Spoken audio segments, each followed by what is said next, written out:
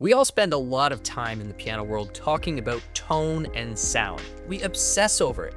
But particularly for beginners, it's actually the action that we should all be spending a lot more time thinking about. So before you make any decisions on your next piano purchase, here is everything you're going to want to know about piano actions, from digitals right up to grands.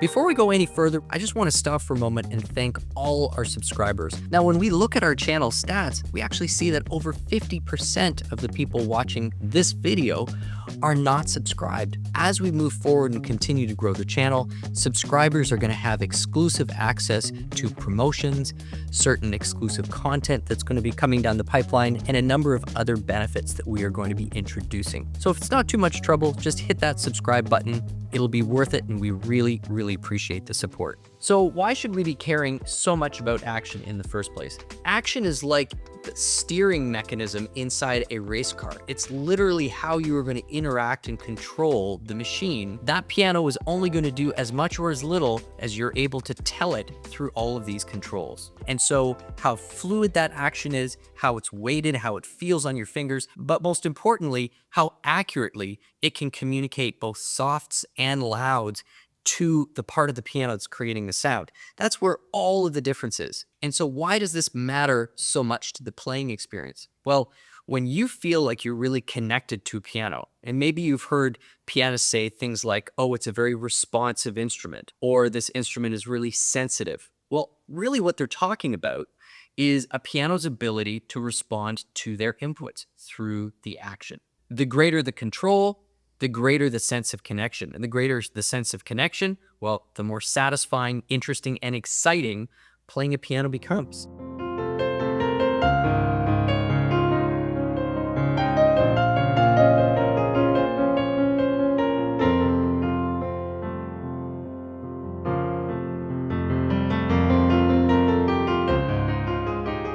So in the world of digital pianos, actions fall into two categories: those that are unweighted and those that are weighted. Now, what do we mean when we say unweighted? Well, in the piano business, that means that the key just has much less resistance than what you'd normally find on an acoustic piano. And typically, that resistance is coming in the form of a spring action rather than an action which involves other counter levers and weights, which isn't there just to provide the resistance. It's also actually providing a sense of inertia and momentum.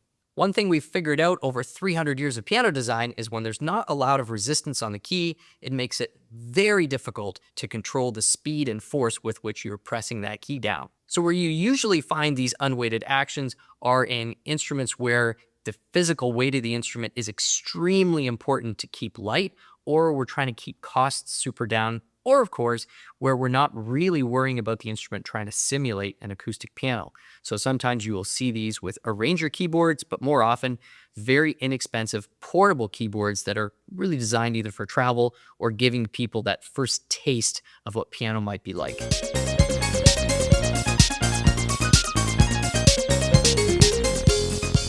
Now, in the world of weighted digital piano actions, there are several subcategories. We have plastic actions, which have a counterweight to them. There's no springs involved per se, but the action materials are on the lighter side, and definitely compactness is playing a role here.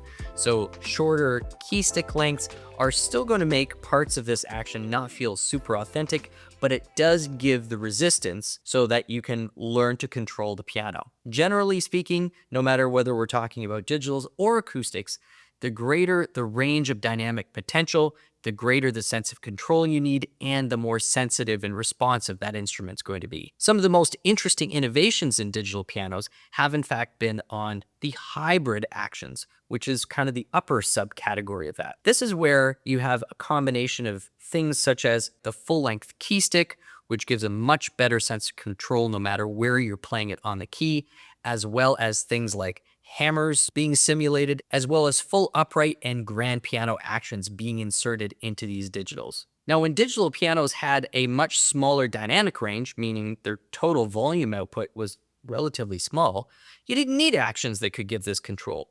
But now that you have the best digital pianos really closely mimicking the same volume output as a similar acoustic piano, you need that control. And so that's why we've seen this innovation bringing full acoustic and hybrid actions into the digital world. So back to our original point about why the action should be a greater level of focus than the sound. If you got a digital piano that's got a pretty big volume capacity, you want to make sure that you can really control it with a lot of ease and without having to walk on eggshells to get a nice soft tone. It's really easy to hit a key hard and get a big loud sound. It's really down in the lower levels of your dynamic range where these actions need to play their role.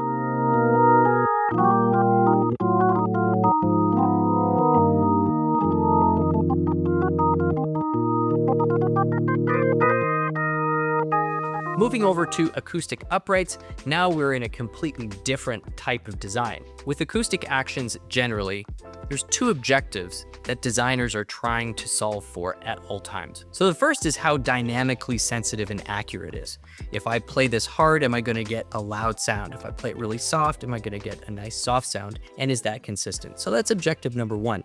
Objective two is how quickly it can reset. Because you don't play notes, dun, dun, dun. Sometimes it's so fast that you can't even see your fingers moving.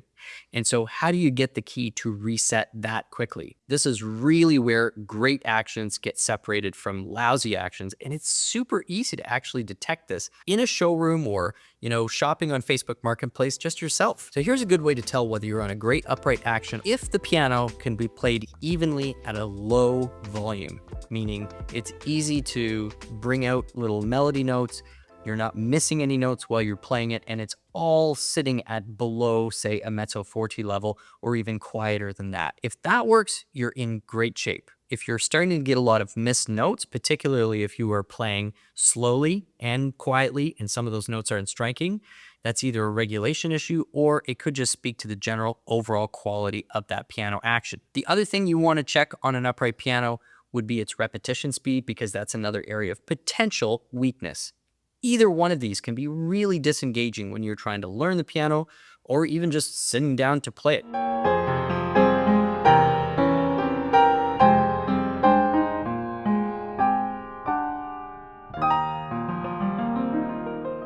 Now, when it comes to grands, the magic here is just how big their dynamic range is. Especially with the lid open, a grand can go from a bare whisper to a roar in just a split second, and it all comes down to the action. So while enjoying and liking the tone that the piano produces is really important, the action is really what brings this to life and permits you to have total control whether you are playing at that pianissimo level or that maximum triple fortissimo. Now, what's going to impact your enjoyment of that action? Well, everything from how the key bed is reinforced and how spongy or firm the bottom of the key bed really feels, to how quickly that key is able to repeat, similar to what we were just talking about with uprights. And what I personally find to be the most important with grands is not just how much resistance it takes to push the key down, but really how quickly that whole key mechanism resets. So particularly in an age where on a digital piano you could really change the sound to almost anything, and even with acoustics there's ways to voice hammers and make changes to how your room sounds, the action is very much inherent in the piano, and it's always going to be the action that gives you that true sense of connection. So whether you're a student that's just starting out and you're really trying to explore this huge palette of expression that's brand new to you, or you're an experienced piano player and you really love drawing out all of these very nuanced tones and details from the piano, an action that has full control at every single dynamic level and gives you a predictable response every time is what you're looking for. Thanks so much for checking out this latest video from Merriam Pianos. My name is Stu Harrison. As we said before, thank you so much for subscribing. We love this growing community and we hope to see you back next week. Take care and we'll see you soon.